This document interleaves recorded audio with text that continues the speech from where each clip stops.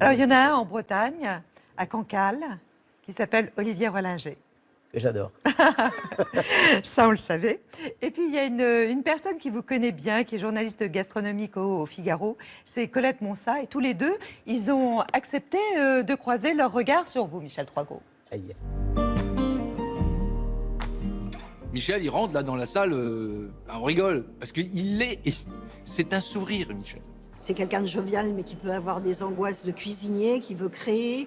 C'est un perfectionniste fou. Il n'est jamais complètement sûr d'un plat, il l'essaye 10 000 fois. C'est l'amertume qui caractérise sa cuisine, qui est pour moi la saveur la plus intelligente. C'est à la fois une cuisine simple, accessible et savoureuse. C'est en même temps une cuisine qui pourrait être un peu intellectuelle parce qu'elle fait référence à l'art, elle fait référence à la musique. Michel a un sens de l'épure, de l'esthétique. Et retranspose ses émotions picturales dans sa cuisine. Oui, j'aimerais avoir son œil. Il se remet en question. Tout le temps, avec un bon petit caractère. Ah, mets une truc au milieu. Ah ouais, il peut être cash, ouais. Franchement, c'est du travail de sagouin, ça, regarde. Arrive un peu mon ourson, là, et puis, mais par contre, faut quand même pas le chercher, Michel.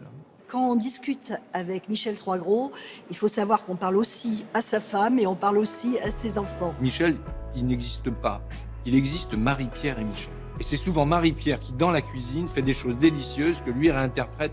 Sa femme serait le chef sans qu'on le sache. Ça, c'est fort. Mais j'ai aucune info là-dessus. Il a un bon coup de fourchette. Ouf! C'est un jouisseur de la vie, il est rabelaisien. Rabelaisien, oui, mais pas dans la débauche de plats, pas dans les proportions. C'est quelque chose quand même de beaucoup plus raffiné et de beaucoup plus sophistiqué, je dirais. Mais il est gourmand. Mais gourmand de la vie. On lui dit, oh, il faut qu'on aille faire du vélo, il faut qu'on aille faire du sport, tout ça, parce que les mecs... C'est sportif? S'il était sportif, ça se verrait. Hein.